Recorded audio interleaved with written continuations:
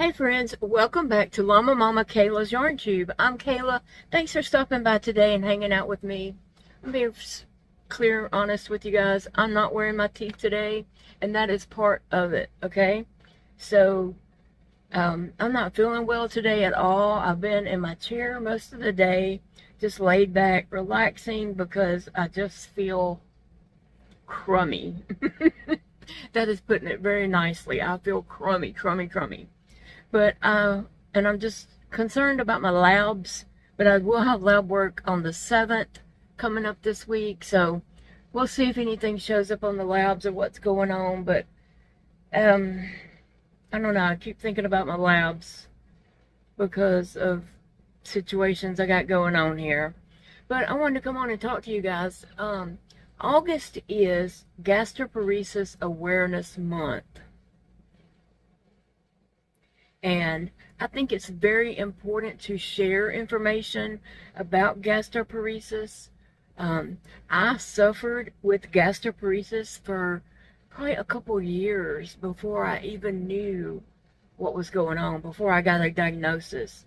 Like, I don't know, I had so much going on in my body, like the Lupus, Scleroderma, CREST, Raynaud's, Sojourns. I had all this stuff going on. And I just kind of contributed my stomach pain and issues to any of those. Any and all of that, okay? And so I would just be in the bed for days, curled up, like fetal position. My stomach just hurting so bad, just laying there crying for days, my stomach hurting so bad. And I mean, I did that for years, and I just didn't have a clue that something else was going on. I just kind of contributed to what it was going, all the other stuff I had going on. And so, because I already have a feeding tube before diagnosed with gastroparesis, what I would intake in my stomach, I was able to get some formula in and such like that. But then it would just sit there, and our stomach would just hurt so bad. It would hurt and hurt and hurt. And I would not get relief until I did throw up. And I don't know, I just wasn't thinking I had something else going on. But one night, the pain was so bad that I just could not stand it anymore, and I went to the ER. I think I went to the ER twice. I went to the ER, and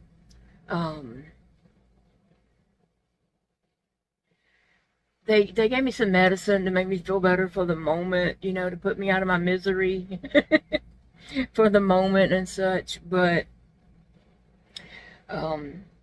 I came home and it just returned, and it was just so bad. A couple nights later, I went back to the ER, and I was like, I can't live like this. I mean, I just can't live like this. And so they did end up admitting me, and then a lot of doctors came around to my hospital room and saw me, and they ran tests, and they brought a machine into my room and watched. Like, they gave me a contrast, and they watched how long that took to go through my system, and they diagnosed me with gastroparesis. And so that was an answer to why I've been hurting and sick for so long. So I got the diagnosis for gastroparesis, and then I got an appointment to see a GI doctor in a town 2.5 hours from me. So we took that appointment and went and saw her. And I went and saw her a couple of times now. Plus, she has done a scope on me. Plus, she has ordered more intense testing. She ordered kind of that same testing, but for 4 hours.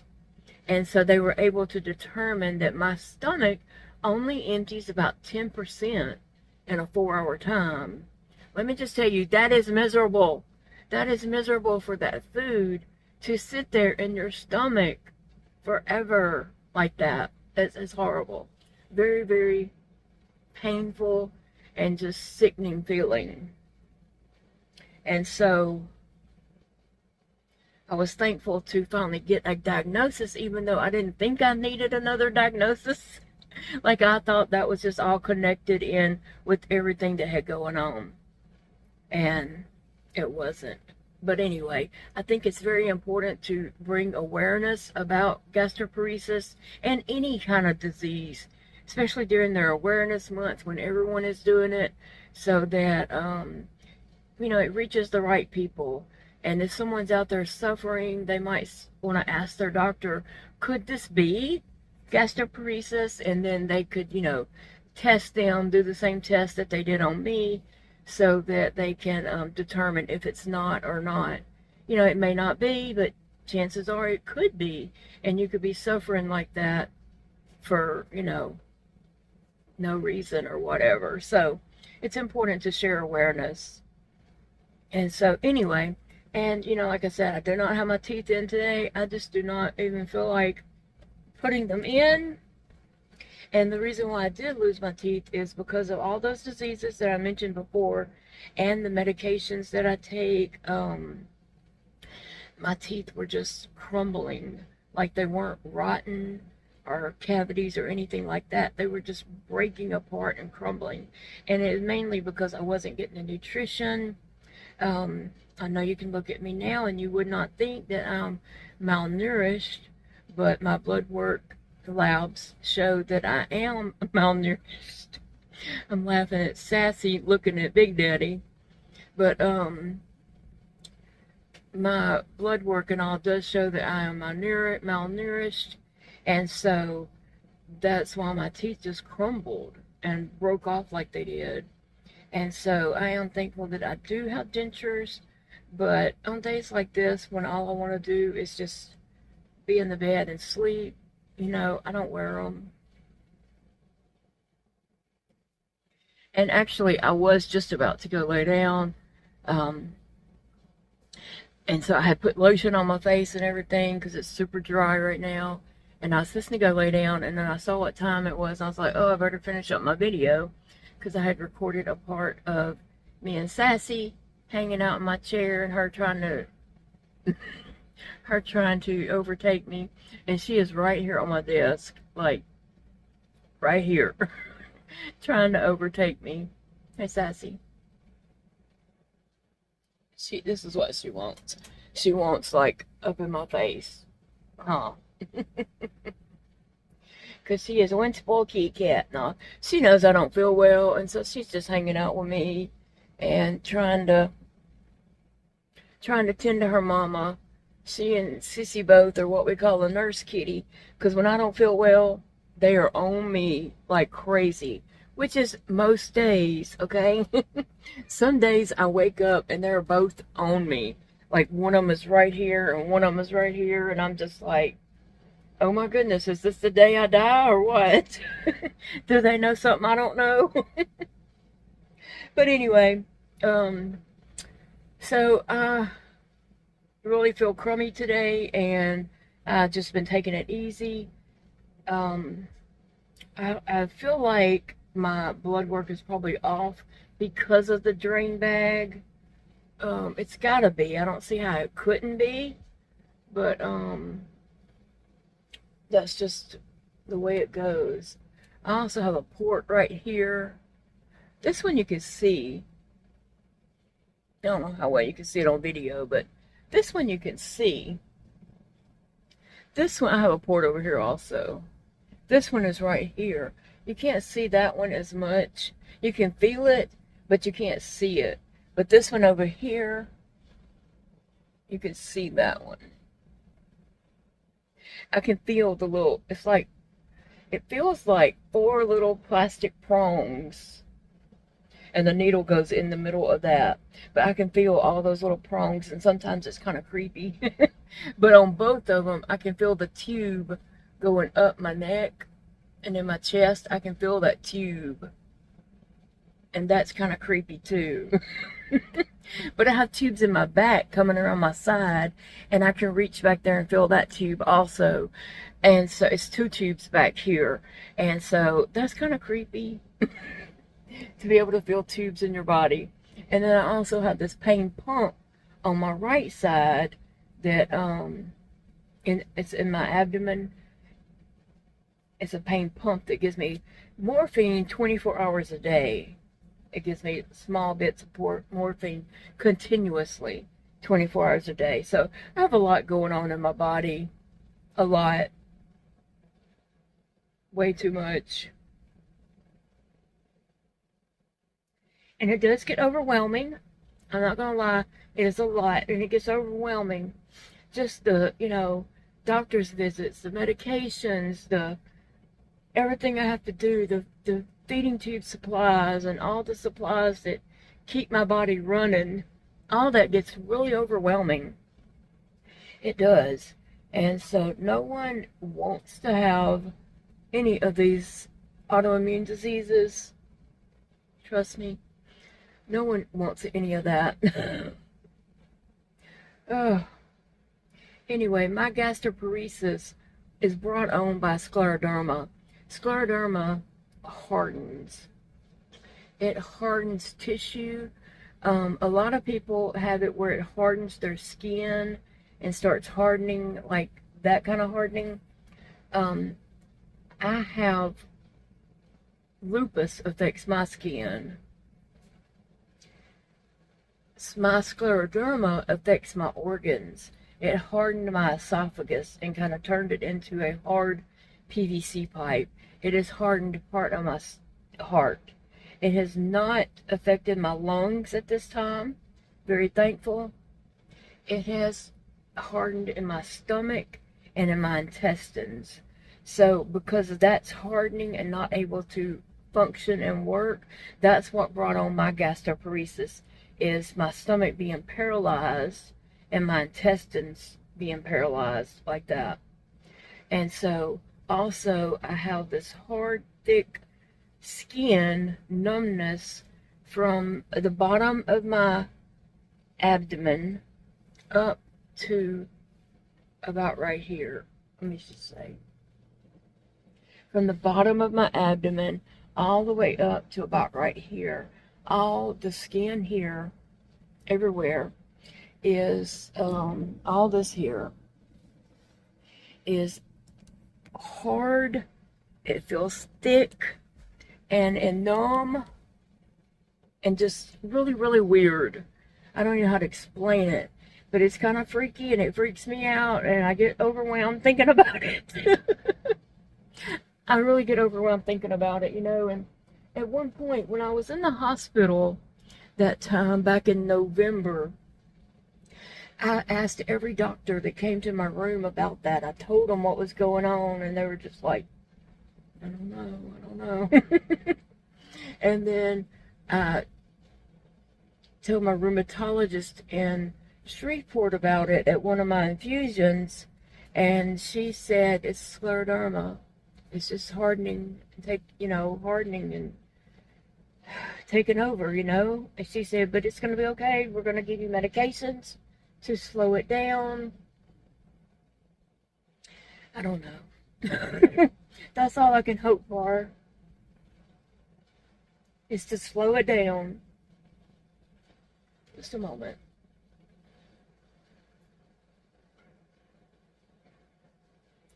Drinking out of a Mickey cup that my son Elijah and Carlton brought Big Daddy back from Florida.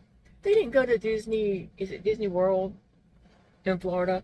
I don't know which is which. Which is in California or which is in Florida. I don't know. I've never been and never will get to. But I'm a kid at heart and I would love that. But they didn't go to Disney World. They went to some street that had like a lot of restaurants and shops and stuff that's not part of Disney World. I don't even know if it's close by it or not. But anyway, I forget what it's called. But they brought us back cups and stuff from there.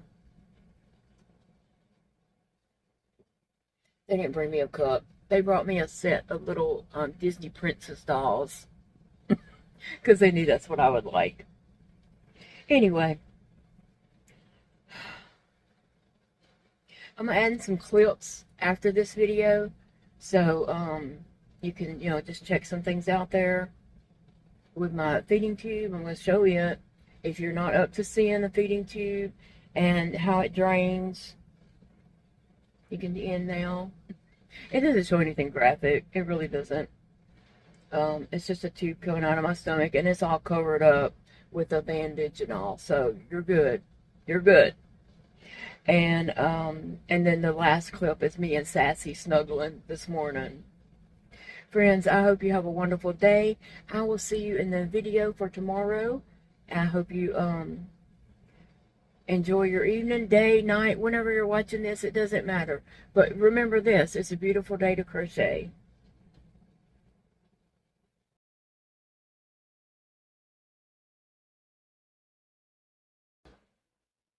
So this is my feeding tube. It comes, you know, out of my stomach. I have a dangler.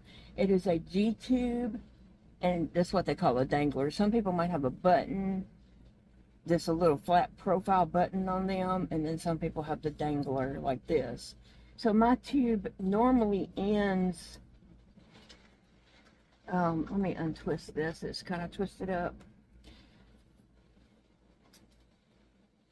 My tube normally ends right here, and it, you know, has this little clamp that goes on it to close that off. And so because of my stomach issues and everything I have going on, though, I have this tube added on, and it's a long tube that is connected to a bag that is draining my stomach. And so that happens a lot in gastroparesis. A lot of people wear drain bags to drain their stomach. It's just part of it. And I will tell you, not draining my stomach and draining my stomach feels 100% better. Like if I don't have the drain bag on, I can be sitting there in misery, just miserable as can be. My stomach hurting, feel like I'm gonna throw up any minute, just a lot of pain and just hurting beyond my comfort zone. And then I can say, oh, I need to hook up to my drain bag, and instant relief. Instant. It is so weird how that is such instant relief. I mean, I kind of joke and say that everybody needs a drain bag to drain their stomach when it's hurting or not feeling well. But most people's stomach isn't hurting and not feeling well. So, yeah, I said that to Big Daddy. Like, everybody needs a little button on their stomach where they can drain it when they need to. And he said, most people don't need to. And I was like, oh, yeah, okay. But anyway, so that is part of gastroparesis. Now, I did not get my feeding tube because of gastroparesis. I already had my feeding tube because of scleroderma. Scleroderma hardened my esophagus, and I could not swallow food. It would get stuck in my esophagus, and then I would throw up. And so that went on for a long time with, you know, and I would get my esophagus stretched to the point where it couldn't be stretched anymore. It was just all they could do, but I still could not swallow. And then I did a bunch of tests and discovered that my esophagus did not even work. It was like a straight PVC pipe, and it doesn't like contract and push your food down as you eat. So mine would just stop. And then sometimes I can't even swallow water for whatever reason. I don't know. I don't understand it all. But sometimes water won't go down. My own saliva doesn't go down at times. So it's a lot. It's a lot. But this drain bag is totally because of gastroparesis. And it does feel so much better to be on this drain bag. I don't know what I'd do without it. But when I drink, like I take a swallow of tea, it is supposed to like just drain on down in just moments.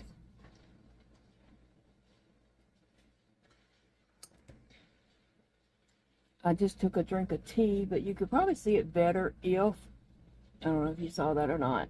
You could probably see it better if I was drinking something colored, like a red or blue drink. I don't know if y'all can see that draining or not. I'm gonna do it again, and this time look in the camera. This is too much for you, I understand. But really, I take a swallow of tea.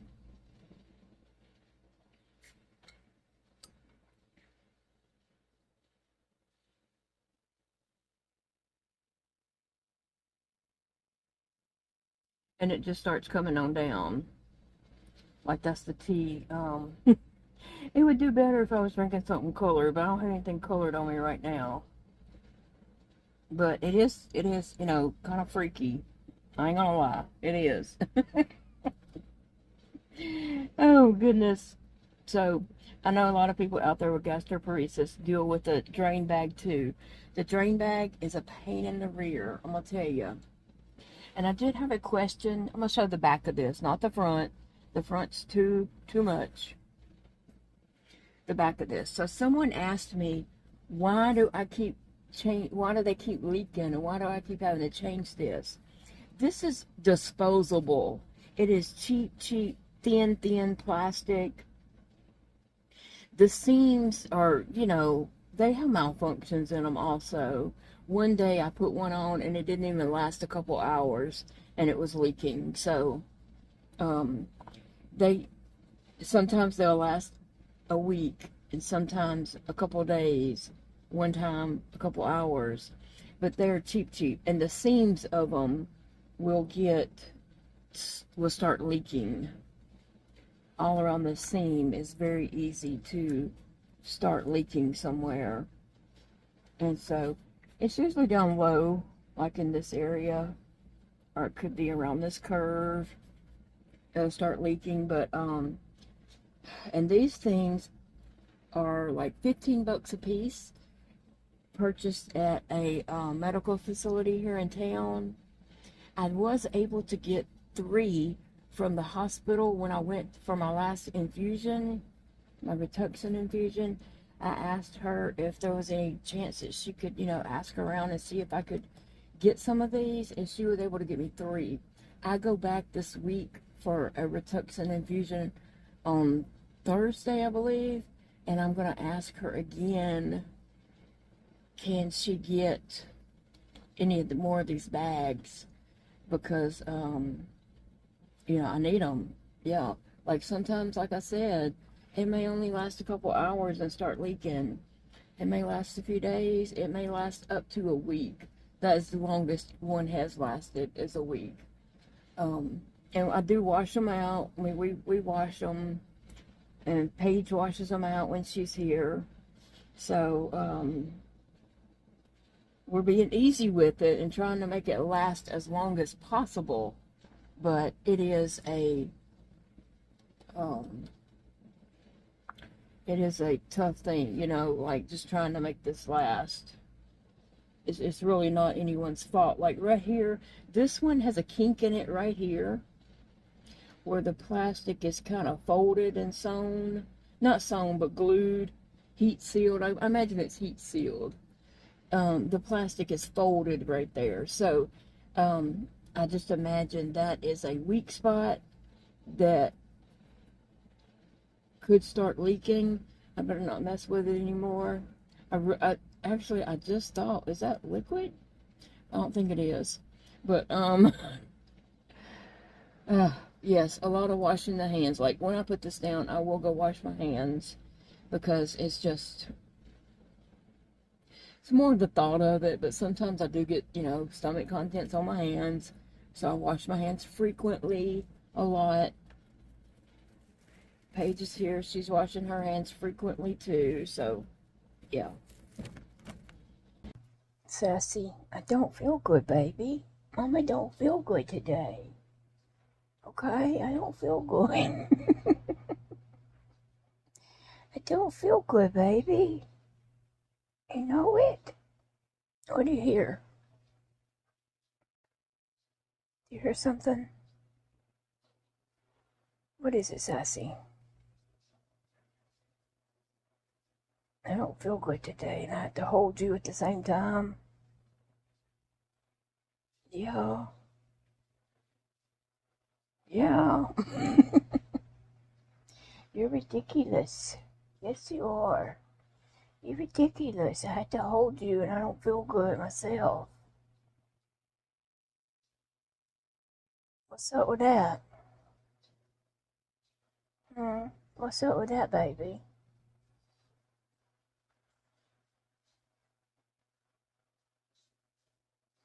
What you looking at? What's you looking at, baby? All right. Yeah, I know. We're the sport baby, aren't you? Yeah. And her mommy don't feel good, and she can sense it, and she wants to take care of her mommy. But in the meantime, she's adding more on me. Yes. That's what it be like, yeah.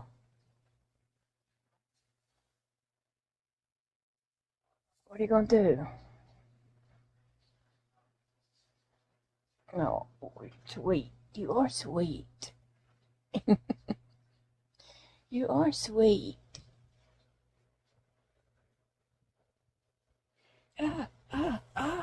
Oh gosh, Sassy, your little toenails hurt.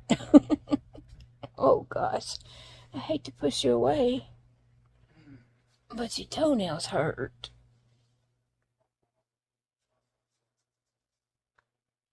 Oh, not feeling well today. I feel real weak, and I feel like I'm going to collapse. I just feel real off, and Sassy can sense that, and therefore she is demanding to be all up in my Kool-Aid. And I just want to be left alone. No, I don't mind holding her and petting her, but she gets real demandy with it and just insists that, I'm petting her, and I just don't feel like it. I just don't feel like it, Sassy. Anyway, that's what I'm doing today. Sitting here being forced to pet Sassy. Sissy is over there in her chair, asleep.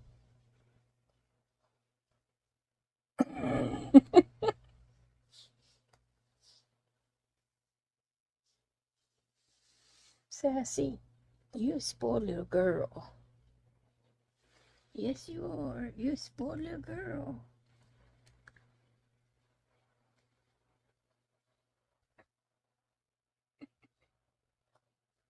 Her don't get any loving. Yeah, her so deprived. No loving. I know. Poor baby. Poor Will baby.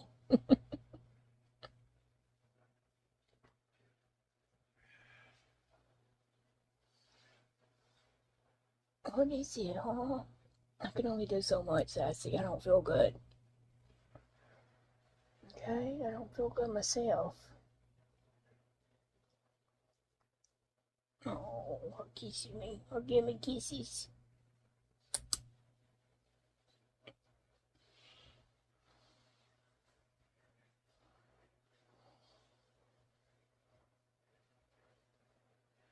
That's what I'm doing today, I guess. Sitting here holding Sassy.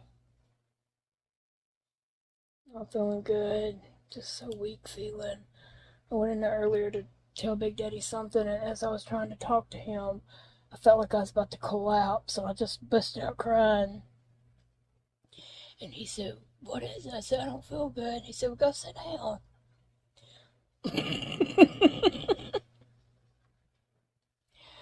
Just so sick feeling.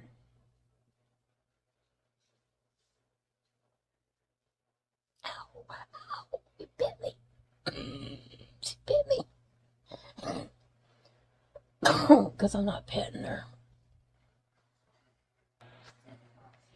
Sissy's in her chair over there asleep. I had a leakage with my bag, and so I had to grab that towel and wipe up the floor the other day, and so that towel went to the dirty clothes, and it got washed. So yesterday I pulled it out of the dryer and put it back in here, and I told Sissy, I said, "Sissy, come here, here's your blanket." And she come jumped up there in that chair and pretty much has been there since then. She gets down to go eat or go potty, but she's been staying in that chair with her towel back. She didn't have it for a couple of days, and so she's happy to have her towel back.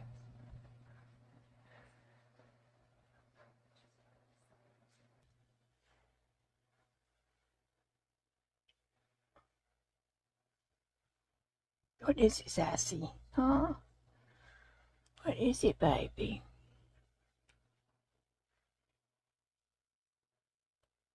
I think maybe she's had enough. I doubt it, but maybe. Here's my cart over here. To the side, I have some tea in this cup, water in this cup, and Big Daddy just made me some coffee in this cup, so I was letting it cool down a moment before I drink it. It's just coffee with some creamer. I don't add sugar. I just add that stone cold sweetened creamer, just a little bit of that to it. So that's my drinks right here beside me.